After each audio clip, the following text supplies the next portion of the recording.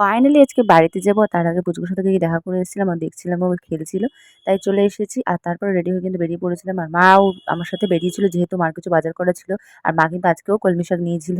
তো আমিও নিয়ে নিয়েছিলাম। আর দেখো স্টেশনে এসে আমি তাড়াতাড়ি করে টিকিটটা কেটে নিয়েছি যেহেতু ট্রেন চলে আসবে তো সেই কারণে। তো মা কিছুটা আবার এখান থেকে ফল-টল কিনে নিল আর কিছু সবজি নিয়ে নিয়েছে। আর আমিও কিন্তু নিয়েছিলাম। তো আমার কিন্তু মনটা ভীষণ খারাপ লাগছিল যে মা চলে যাবে ওখান থেকে আর আমি এখান থেকে চলে আসবো। মানে দুজন আলাদা, আলাদা হয়ে যাবো। তো যাই হোক কি করা যাবে? তো ট্রেন থেকে নেমে আর কি যে দেখছিলাম যে রাহুল আমার জন্য দাঁড়িয়েছিল। ও আমাকে নিয়ে সোজা চলে এসেছে বাড়িতে। আর এসে কিন্তু ও দেখো একটু বিছানাটা ঝাড়ি নিয়ে শুয়ে পড়েছে। কষ্ট হয়ে গেছিল কাজ থেকে এসেছে তো তাই। তো আমি এখানে কিন্তু তাড়াতাড়ি করে ঘরটা পরিষ্কার করে নেবো। যেহেতু অনেকদিন কিন্তু ঘর পরিষ্কার করে না প্রায় ১ সপ্তাহ হয়ে গেছে।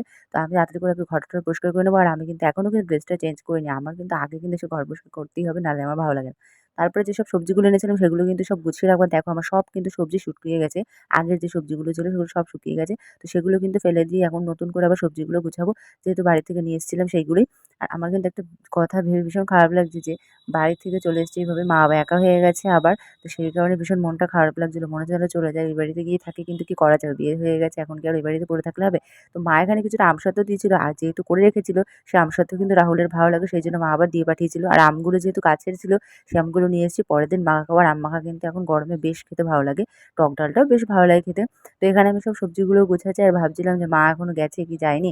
আর রাত্রেবেলা অনেকটা রাত হয়ে গেছিল বলে বাড়িতে আর ফোনও করা হয়নি। মা হয়তো শুয়ে পড়েছে। সেই কারণে আর ফোনও করিনি। আর অনেকটা রাতও হয়ে গেছিল। রাত্রেবেলা হয়তো আমি আর কিছু করতে পারব না। সেই কারণে রাহুলকে বললাম যে কিছুটা খাবার নিয়ে আসো। তাই আর করতে পারব না রাতে। তো বিরিয়ানি নিয়ে এসেছিল। আর বিরিয়ানিতে কিন্তু ডিমও ছিল, মাংসটা বেশ বড়ও ছিল। তো ওটাই আজকে রাত্রেবেলা খাওয়া-দাওয়া করেছি। আর এটা কি নিয়ে এসেছে আমি অ্যাকচুয়ালি জানি না।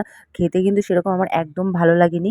তো কি করা যাবে রাত্রেবেলা এটাই কিন্তু খেয়ে দিয়ে শুয়ে পড়েছি। ভিডিওটা ভালো লাগলে কিন্তু অবশ্যই জানিও। দেখা হবে নেক্সট ভিডিও